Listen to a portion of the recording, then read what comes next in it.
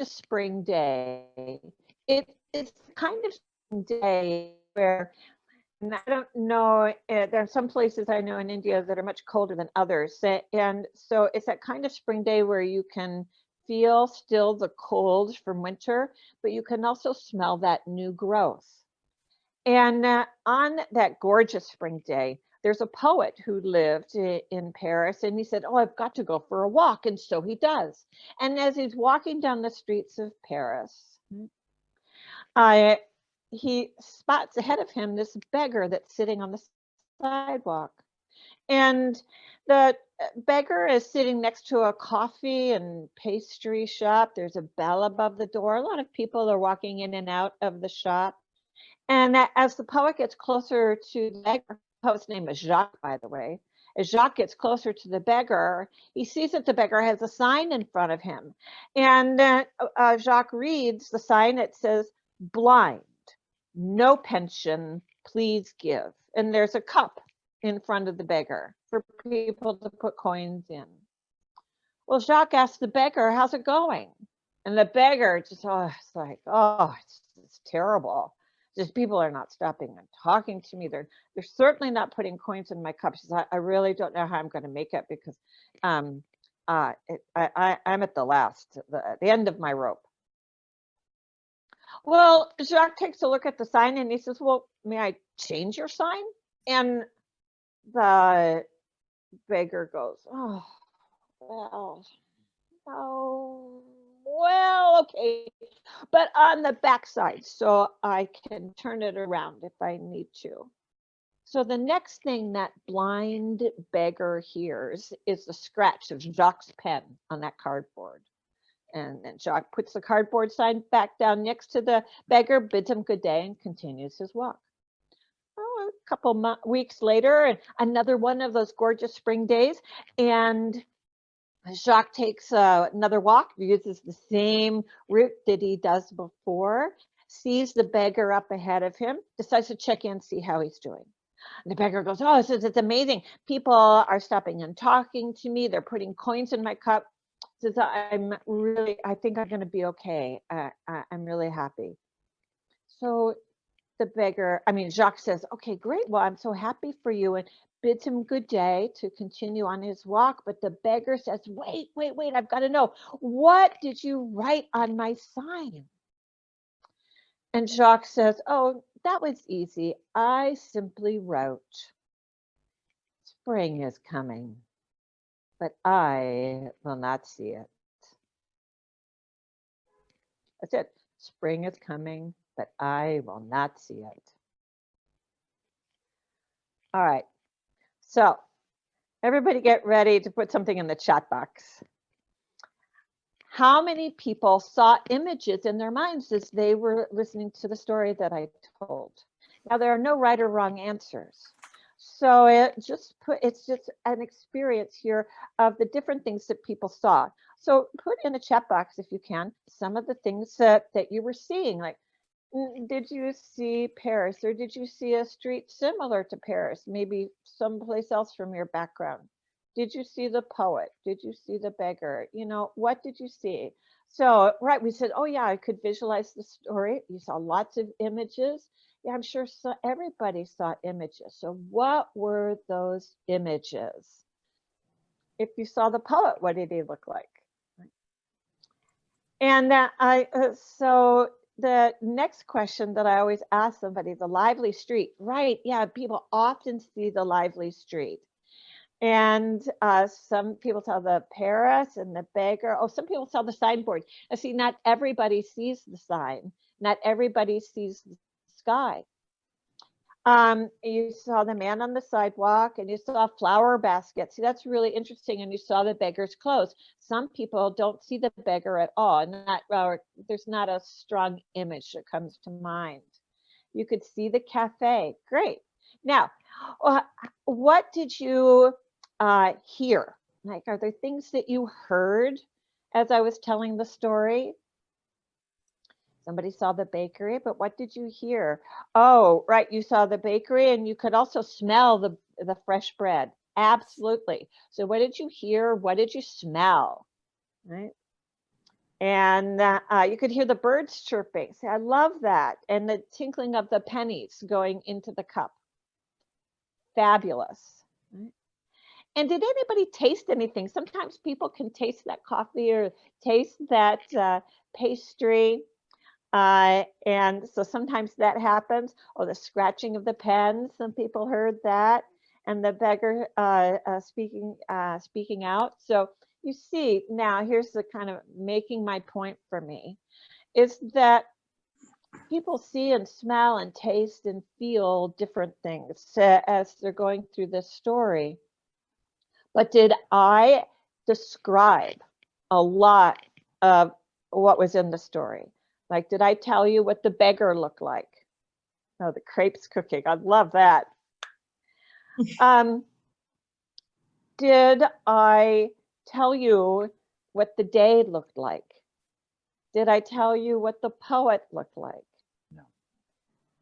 So if I wasn't doing that, what do you think was happening?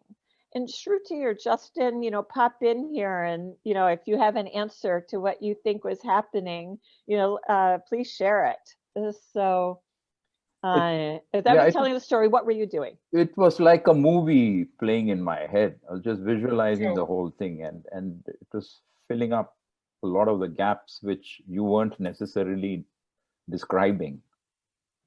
Right. So you were filling in the details from your own imagination. Yeah. Great. Now, that happens all the time in storytelling.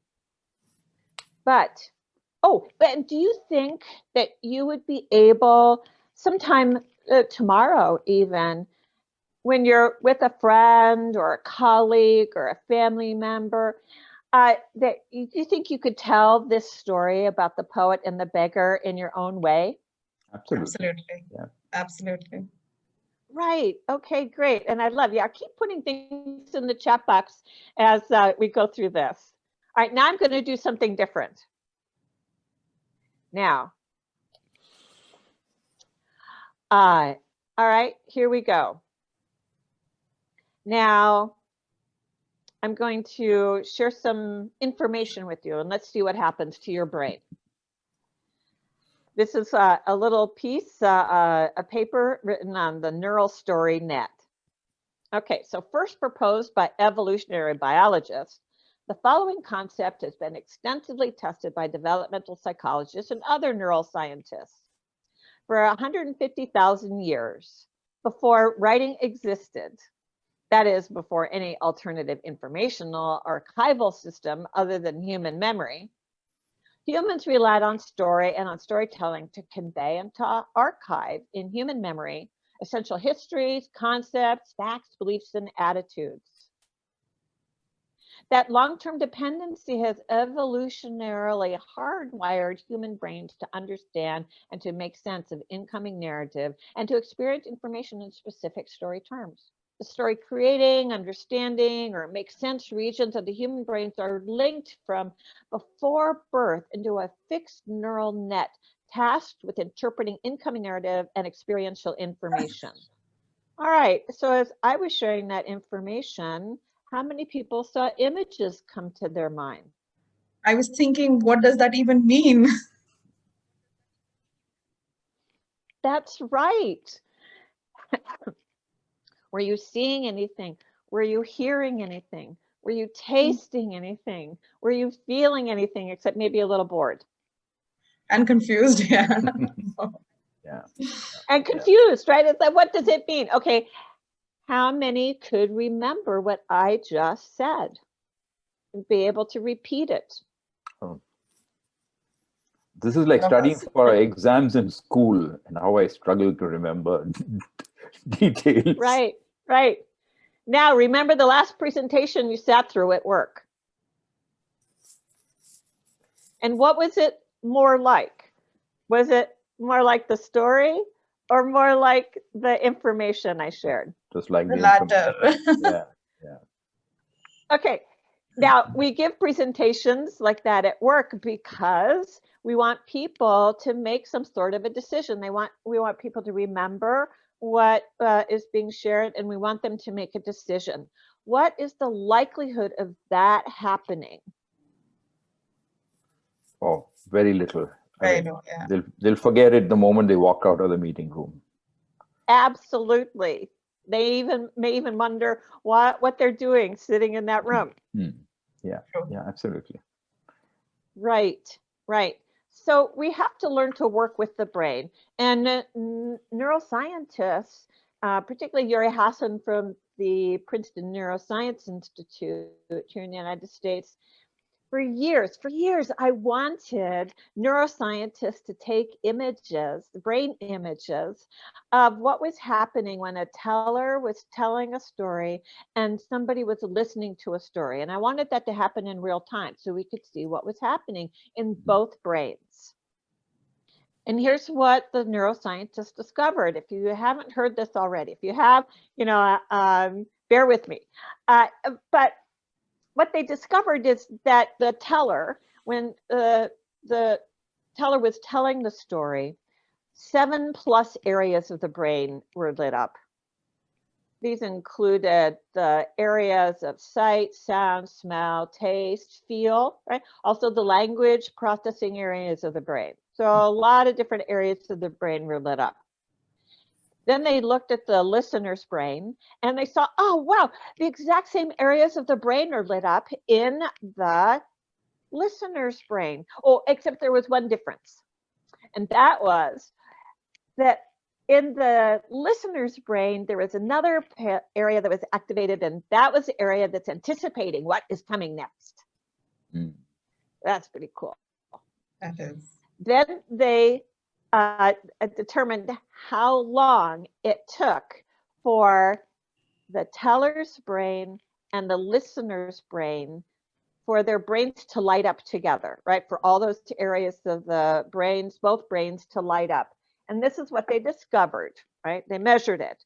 It took between 1 to 2 seconds for the brains to entrain, for the brains to couple. So that's 1, 2. 1, 2. It was like almost instantaneous. Those brains start connecting, right? And then they discovered through those MRIs that the greater the comprehension, The greater the connection happened. Yeah. Yes. And when more areas of the brain were triggered, the sensory areas of the brain. And so what I was deliberately doing when I was sharing the poet's story was to deliberately trigger those parts of the brain in you.